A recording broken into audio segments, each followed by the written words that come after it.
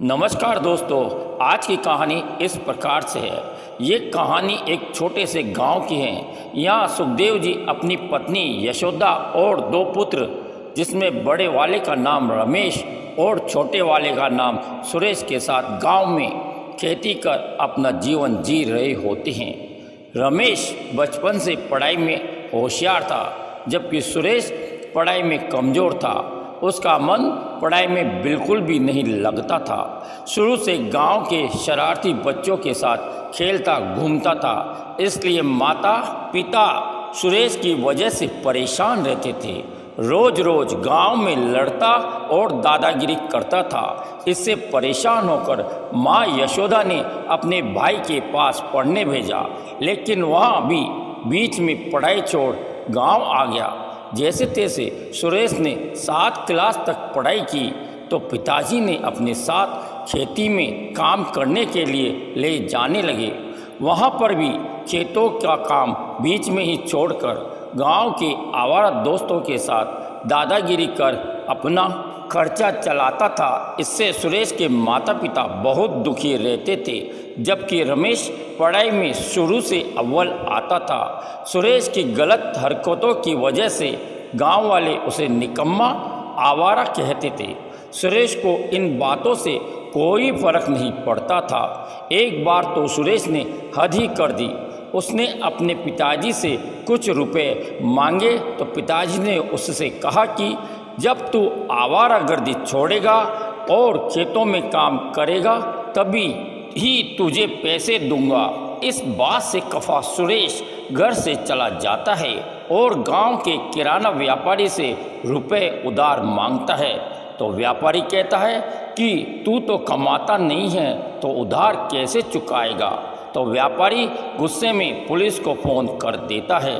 Police Suresh को पकड़ कर ले जाने को होती, तभी सुरेश के पिताजी आ जाते हैं और रोते हुए माफ़ी मांगते हैं कि आइंदा से सुरेश कोई गलत काम नहीं करेगा।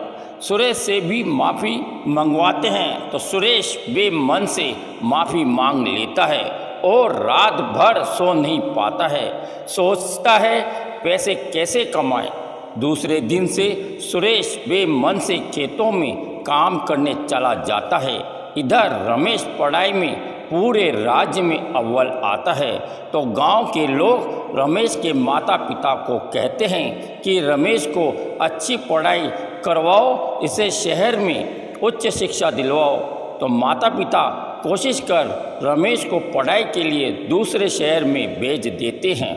फीस के पैसे कम पड़ने पर वो उधार लेके रमेश की पढ़ाई शुरू करवा देते हैं। 4-5 महीने तो अच्छे से गुजर जाते हैं, लेकिन एक दिन यशोदा की तबीयत खराब हो जाती है। उसे हॉस्पिटल में दिखाते हैं तो उसे दिल की बीमारी बताते हैं और डॉक्टर कहते हैं कि जल्द से जल्द इनका ऑपरेशन करना पड़ेगा, जिसमें काफ़ी पैसा लगेगा। ये सुनकर सुखदेव जी के होश उड़ जाते हैं। सोचते हैं कि अभी तो रमेश की पढ़ाई के लिए पैसे उधार लिए थे, अब कौन उधार देगा। फसल इतनी ही होती है जिसमें सिर्फ घर का खर्चा ही चल सकता था। जब ये यशोदा को मालूम पड़ती है तो अपने भाई नवीन से अपने इलाज के लिए उधार लेने जाती है। तो भाभी बीच में आकर कहती है कि हमारा ही खर्चा पूरा नहीं होता, आपके इलाज के रुपए कहाँ से दें। तो यशोदा रुआंसा होकर भाई के घर से आ जाती है। सुखदेव जी आखिर में ये सोचते हैं कि खेत को गांव के महाजन को गिरवी रख दूं, लेकिन यशोदा मना कर देती है। कहती है जब तक पैसे का इंतजाम नहीं हो जाता तब तक दवाइयाँ लेकर ही काम चला लेती हूँ। तो सुखदेव जी उसको प्यार से समझाते हैं कि अगर तुझे कुछ हो गया तो मैं जिंदा नहीं रहूँगा, अगर तू जिंदा रहेगी तो घर बना रहेगा। अभी रमेश और सुरेश की शादी भी तो करनी है, इसलिए मैं अब खेतों को गिरवी रख तेरा इलाज करवाऊँगा। इस तरह से सुखदेव जी खेतों को गिरवी रख यशोदा का इलाज करवाते हैं। लेकिन कुछ दिनों बाद बरसात ज़्यादा होने की वजह से आधी से ज़्यादा फसल बर्बाद हो जाती है, तो दूसरे साल फीस जमा कराने की और घर चलाने की समस्या खड़ी हो जाती है। जब रमेश को ये बात मालूम पड़ती है तो वो हॉस्टल से गांव आता है और माता पिता के सामने आकर रोता है कि अगर मेरी पढ़ाई बीच में छूट जाएगी तो मेरा पूरा भविष्य खराब हो जाएगा। ये देखकर सुरेश से रहा नहीं जाता। वो रमेश से कहता है कि मैं तेरी पढ़ाई पूरी करवाऊंगा। तो रमेश कहता है कैसे? तो सुरेश कहता है कि मैं आपके साथ शहर चलता हूँ, वहाँ कहीं अच्छी जगह देखकर चाय की थड़ी लगा लूँगा। सुना है वहाँ एक कप चाय 10 रुपये की मिलती है, जबकि खर्चा 4-5 रुपये ही आता है। सुरेश माँ से कुछ रुपए लेकर रमेश के साथ शहर आ जाता है। 2-3 दिनों तक जगह देखने के बाद एक अच्छी जगह पसंद आने पर चाय का सामान खरीद कर लाता है और अकेला ही चाय की थड़ी चलाने लगता है।